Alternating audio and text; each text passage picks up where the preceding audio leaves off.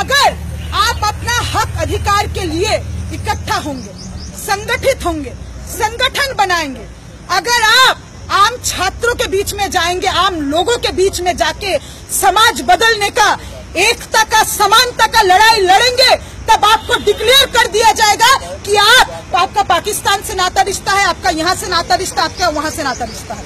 और इसका कारण ये है क्योंकि शायद हजारों सालों बाद इन लोगों को लग रहा है कि मनुस्मृति का सरकार आया है।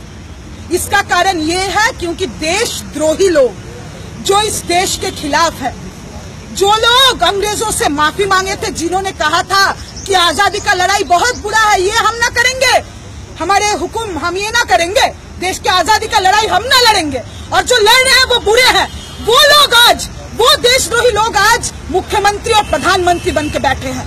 और देश के आवाम को पता है आज कि ये देशद्रोही लोग हैं।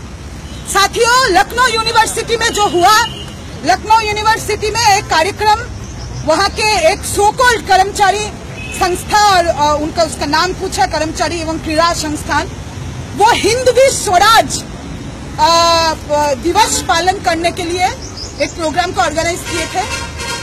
और ये और कुछ नहीं था, हिंदी हिंदू, इस देश को जो एक हिंदू राष्ट्र बनाने का साजिश है, उस आरएसएस के भगवाकरण के इस एजेंडा को प्रोपेगेट करने के लिए प्रोग्राम ऑर्गेनाइज किया जा रहा था।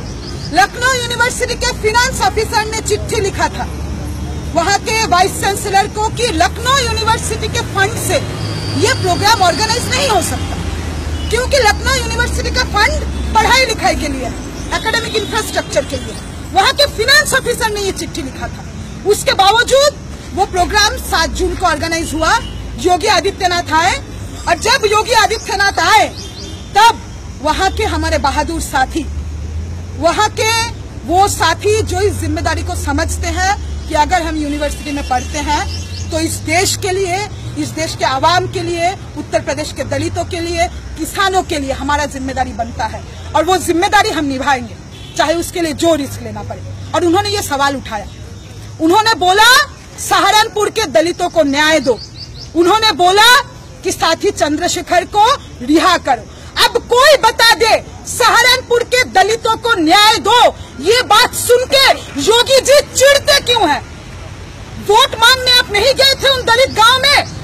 आप नहीं गए थे क्या वोट मांगने? दलितों को न्याय दो ये कहने भर पे इलाहाबाद, कानपुर, बनारस, लखनऊ, जगह जगह छात्रों को उठाया क्यों जा रहा है?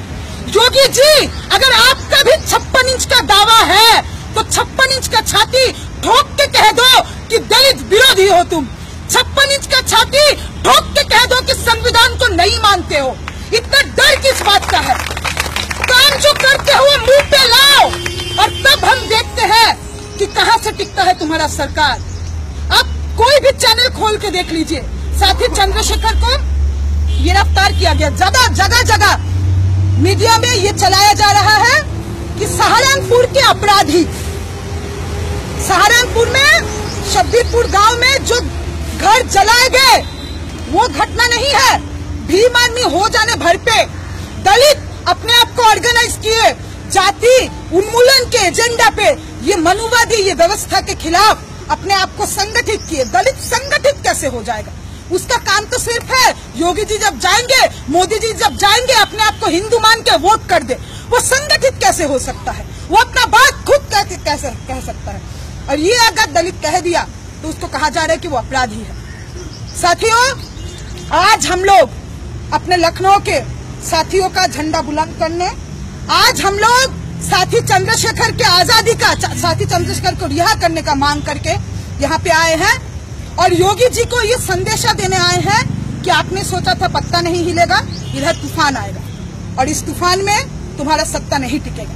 मध्य प्रदेश में किसानों पे गोली चलाया गया, और उसके बाद हम जो लोग सोशल मीडिया में हैं, एबीवीपी के लोग, हम यहाँ से पूछना चाहते हैं एबीवीपी का पोजीशन कहाँ है मध्य प्रदेश में जो किसानों का हत्या हुआ। एबीवीपी के लोग कह रहे हैं कि उधर सीताराम येचुरी का ठुकाई किए और उधर मध्य प्रदेश के किसानों का ठुकाई किए। अगर किसान हड़ताल में चले जाए ना, भूखे मर जाओगे। उनका जीन्स देखा जा रहा है, उनका गॉगल्स देखा जा रहा है और ये नहीं देख रहे हैं कि मोदी जी कभी कभार विदेश भ्रमण से देश में वापस आते हैं। कभी कभार एक न्यूज़पेपर ने हेडलाइन बनाया बंगाल में कि खबर है कि मोदी जी पिछले कुछ दिनों के लिए देश में आने वाले हैं और वो कुछ दिन देश में रहेंगे और इस बीच में अगर उनको मौका मिला तो गुजरात भी जाएंगे। तो ये है हमारे देश का प्रधानमंत्री। ट्रंप इनको लपड़ाता है, थप्पड़ मारता है, इसके सामने कहता है कि भारत ने करोड़ों रुपए खाया क्लाइमेट चेंज के लिए, जबकि ये झूठ है। और ये थप्पड़ खा के आ जाते हैं और यहाँ पे आके उच्च जाति के लोगों से दलितों को पिटवाते हैं। इतना नालायक, इतना कायर सरकार टिक नहीं सकती है। और हम आज ये बोलने आए हैं कि ये तूफान आएगा और ये तूफान वंचितों का, शोषितों का, किसानों का ये तूफान तुमको ले डूबेगी, ये तुम देखते रहना।